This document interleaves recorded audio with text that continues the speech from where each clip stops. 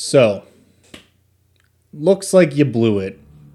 You're in the River Styx, a dead adventurer, your soul venturing on to whatever its rightful resting place is, and I guess at this point you've pretty much made it. There are no more dungeons left to loot, no more battles left to fight, only rest.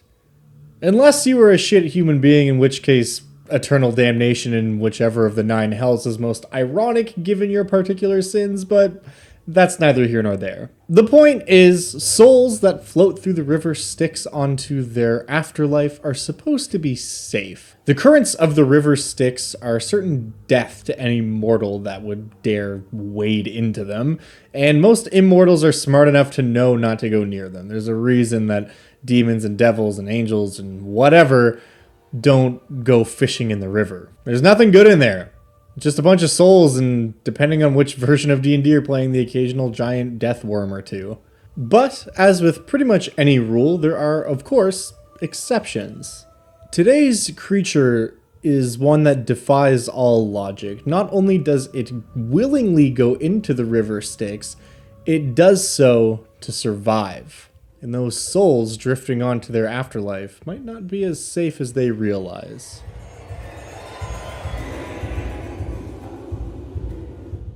Hello and welcome to Monster of the Week, the show where we dig up old creatures from past editions of D&D and other tabletop games and bring them to light for use in your current 5th edition D&D campaign.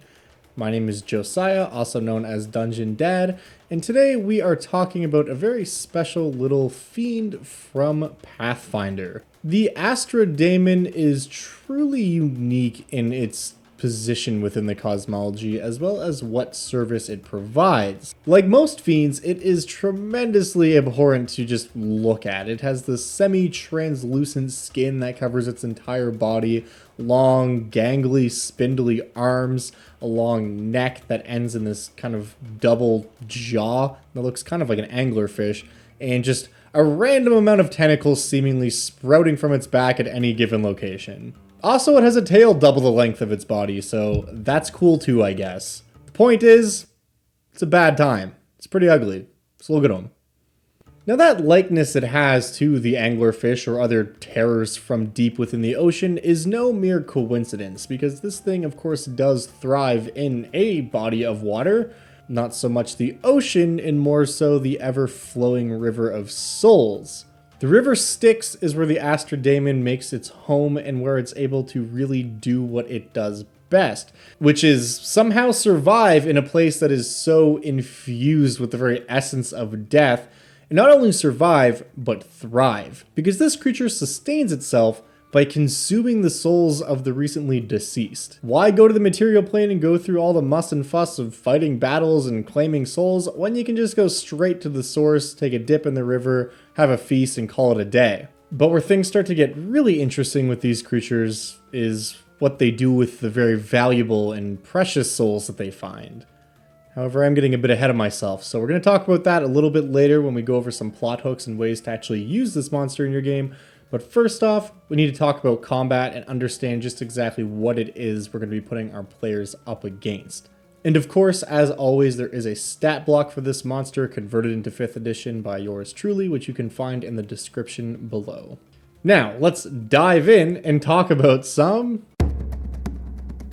So when talking about any creature, something that's important to understand really early on is how they move around and what their mobility options are. Now these guys are really fast. They have a movement speed of 40, a fly speed of 60, and a swim speed of 90 feet. So no matter where you are, it's really unlikely that you're going to be faster than them. If you're in the water, you can completely forget about it. Unless you're a Solar, I guess. Why do they have a fly speed of 150 feet? Solars are so just... Anyways, yeah, these guys are fast. They have a challenge rating of 12, so this is going to be a pretty tough encounter for any party, really, but you're going to want to hang on to this until the mid-tier of play. So as beings that consume souls for a living, literally, they have a few abilities that tie into that soul consumption and detection, which can make them pretty scary. The first of which is a trait called Death Watch that basically allows them to look at any living creature or being or whatever and discern how wounded or how close to death that creature is. This basically means that it knows how many hit points each opponent has, and it is almost always going to go for the one that has the least amount of hit points because it is trying to kill them. Something else that's kind of neat about this too is it has a very niche and unique ability that allows it to see through illusory magic that would give false information about the well-being of an individual. Meaning that if someone is using feigned death or some other type of illusion magic to make someone appear like they're very hurt when they're not, or appear like they're totally well when they're indeed quite hurt, or like feigned death specifically, appear that they are completely dead when they are indeed alive, they're able to see through that instantly and be like, nope, that person's soul is attached to their body in such and such a way, and they're actually fine. I don't know how that's going to come up, or if it ever will. Probably won't, but it's pretty interesting. I just love the idea of one of these devils serving in the court of like some type of higher devil, and there's some shenanigans going on with the party that are trying to use feigned death for one reason or another, and this guy's just like, yeah, no, that dude's totally still alive. And then that party just gets that look on their face where they know they done fucked up. You know the one. But continuing on with their slew of soul-based death-eating abilities, they also have a displacement ability which works pretty much exactly the same way as the Displacer Beast does. They kind of project an illusory version of themselves sort of adjacent or around where they are, so you have disadvantage on attack rolls against them unless they're grappled or incapacitated or something, because you're never quite sure exactly which space they're actually in and which space the illusion of themselves is being pushed into, which is kind of neat. And their last trait is also a pretty niche but interesting ability called Soul Siphon. And what this does is it enables them to essentially draw in energy from souls and spirits that are within 10 feet of them. So what does that mean? Well, it means that if someone dies while they're nearby this thing, it is able to absorb some of that soul's energy and they regain 1d8 temporary hit points, which is pretty nice. It also has the very niche effect on incorporeal undead like ghosts or wraiths, or anyone traveling outside of their own body, such as someone using the astral projection spell, because that essentially is a spirit manifest in its purest form. So if one of those types of creatures is around them, they're also going to take 1d8 necrotic damage every turn as this creature kind of like leeches off of their soul. Again, something that is super niche and really neat. Probably won't come up, but if it does, it's pretty cool. Now, let's get down to what this creature can actually do as far as attacks go. Its two main abilities are pretty simple, as you would expect, just by looking at this very sharp and pointy looking art. It has a powerful bite attack and a couple powerful claw attacks. Nothing really to write home about here. They're pretty par for the course. These are just its physical attacks. However, its bite does also grapple the target if it hits, which is worth noting because this brings us on to its third super special ability, which is an action called Devour Soul. This is an action that is so powerful and so rough if it procs that it's something I debated changing how I wanted it to work for 5th edition, but to be completely honest, there are so few, if any, effects like this left in the game, I decided to leave it as it was. If you think this effect is too brutal, then probably don't use this monster, or you could maybe adjust it so it just does a bunch of damage instead of what it actually does. So what does it actually do? What could be so awful that I was nervous about converting it into 5th edition? Well, when it uses this Devour Soul action, it can only use it on a creature that it has grappled. And that creature has to make a DC 16 Constitution save. If they fail, they die. Straight up, the Astradaemon just rips the creature's soul out of its body, has a nice little meal, calls it a day. That character is deceased. There are almost no effects in 5th edition that are save or die. That is very much a thing of the past, and I think that's probably for the best, but I don't know, just this creature, it seems so that's its thing, you know? So I can understand if some people don't want to run this the way that it originally was made, because it definitely comes from a much more brutal age in tabletop, where killing a character because they failed a single saving throw wasn't that big of a deal. But I do want to make an argument for why I think this is totally legitimate and that this creature should have this ability. For starters, it requires a saving throw, meaning it's not an automatic death. That character has a chance to make their save, of course. And not only that, but the type of characters that are going to be in melee combat with this thing and most likely going to be getting bitten and then having to make this save are your fighters and your paladins and your barbarians. Typically and classically, those are characters that have good constitution saving throws, so they're going to be the most likely to be able to pass that save versus, say, your bard or your sorcerer. Also, it requires the creature to be grappled. So on its previous turn, it has to hit someone with a bite attack, and then on its next turn, it can attempt to do this. So that's 2 checks that have to be made. It has to make a successful attack roll, and the player has to fail their constitution saving throw. Also, in between those 2 turns, the player who is grappled has a chance to make a strength check to ungrapple themselves, or any of the other party members can help do it as well. So that means you have 3 chances to have this not do anything. And because Devour Soul is an action, it's not like it can just bite, claw, and then Devour Soul, and if it doesn't work, it doesn't work. If it uses that ability, and the character passes their saving throw, that's its entire turn. So while yes, it is exceedingly brutal and just unlike most things in this game, I think that's what makes it interesting, and I think that it's fair enough, or if you get into a position that you have been killed by this, it's either because the dice were so against you, or you just didn't really realize what you were going up against.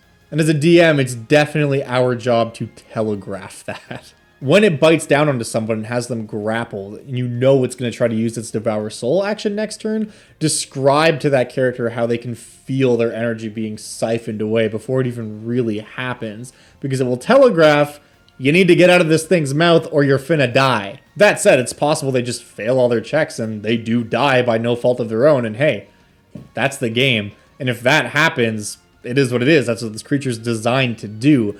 But it should never feel like you sprung it on them. They said, oh, I would have tried to get away if I felt like I was in more danger, because usually being grappled doesn't matter. Anyways, that's my 2 cents onto why all DMs should try to murder their PCs as much as they possibly can. Let's move on to some plot hooks, because that is where this creature truly shines.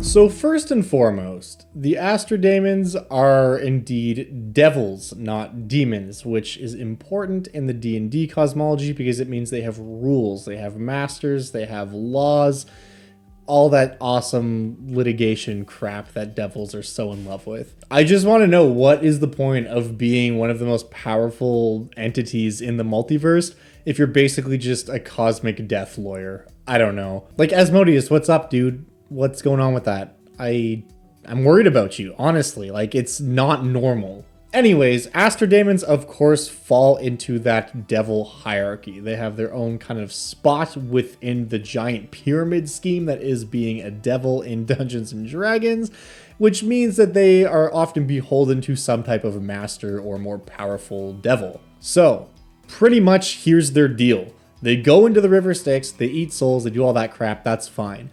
If they find a particularly radiant soul, maybe they're able to get their claws around the soul of a paladin of Pelor, someone very righteous who has not gone on to be judged yet because they are still in the River of Souls. That's a big theme here, is that the River Styx, you go through there on your way to where you're supposed to be going. Meaning that these souls are pre-judgment. So if it's able to get its hands on the soul of someone who was a great hero that is possibly going on to one of the celestial planes or somewhere good, it can take that soul, take it back to its master, and basically offer it up and be like, hey man, here's the soul of this dope paladin. He was an awesome dude, did nothing wrong, and now he's getting fucked over by me just because he was in the wrong place at the wrong time. Here you go. And then what that devil does with that soul could be really interesting. They might just say, this is a high quality soul. I'm going to use this for trade value on the soul market, which is a thing I assume exists. I don't actually assume that. I know that because I read way too much D&D shit. But my personal life aside, it might also do something truly horrific with that soul. Maybe it's able to use it to craft a new devil that is some type of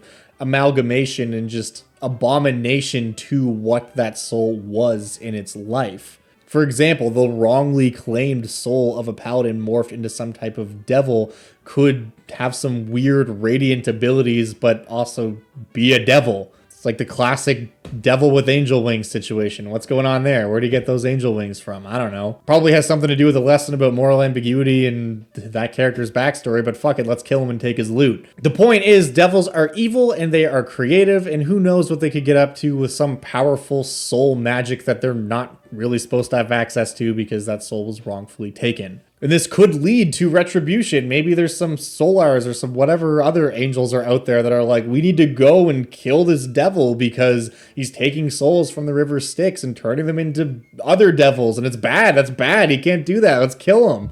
And who knows? This is where your party could come in at literally any step along this journey.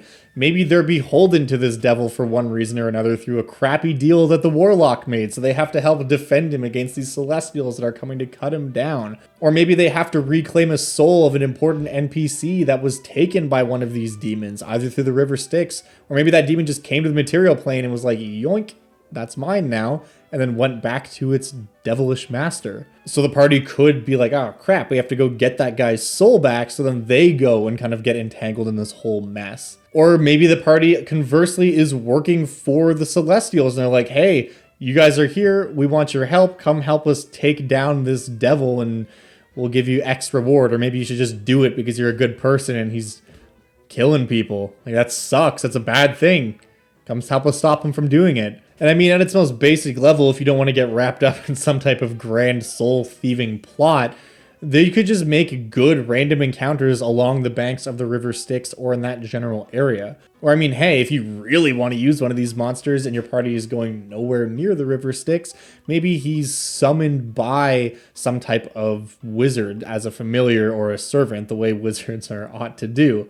Perhaps a powerful spellcaster thinks that they're better than everyone else, and even though you're not supposed to summon Astradaemons because they're really hard to control, they think, I can probably do it. They summon an Astradaemon and then are promptly murdered by said daemon, and then the party, this thing is just on the material plane now, so the party has to deal with it. It could even just be a random encounter that they come across, but that's your explanation for how it got here and why it's not in the River Styx floating around. In any case, that's pretty much all I've got to say about these guys. I think they're really interesting. They have some really unique abilities. They fit into a very unique part of the world.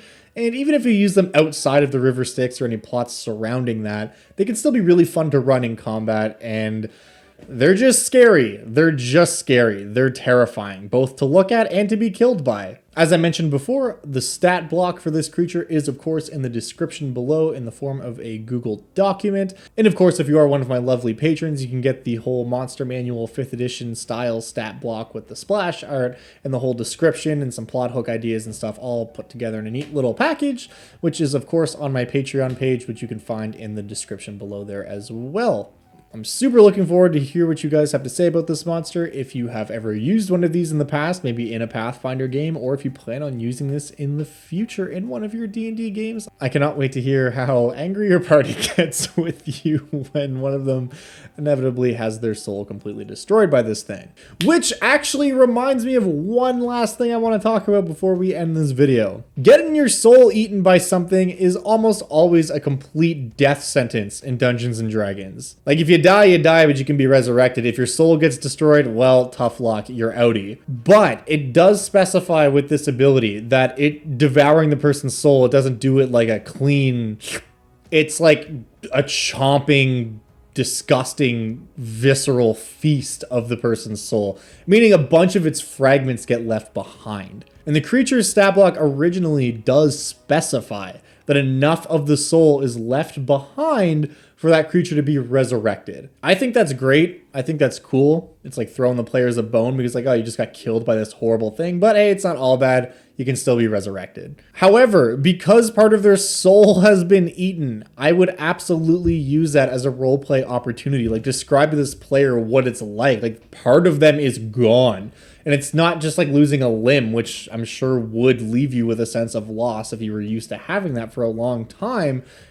part of your soul is gone. So while physically you may look the same, perhaps there's some horrible effect or curse that is put on that person because part of their soul is just destroyed. In much the same way I've always described as coming back from the dead to be a pretty intense experience. Coming back from the dead with like the vast majority of your soul missing is probably a lot worse. So how you want to handle that as a DM, totally up to you. If you don't feel like penalizing a player or doing anything with that, you can just ignore it and have the person come back and, hey, you're back, great, welcome to the team, everything's still terrible. But if you want to use that, not even for mechanical disadvantages or anything, but for some interesting lore tidbits, like who knows what happened to that player's soul. Maybe there's a way they can get it back or restore themselves or something. It could be really interesting, is all I'm saying. Now that truly is all I have to say about this monster. So thank you so much for watching. I truly do appreciate it. And if you have any monsters that you love from older editions of D&D or from other tabletop games that you would just like to see covered on this channel, let me know. Leave a comment, get at me on Twitter, get at me on Discord. That's where a lot of these monster suggestions come from, and I will add them to the list. And who knows, you could see your suggestion up next week. Speaking of which, I want to give a quick shout out to Over Heaven on Discord for this week's recommendation.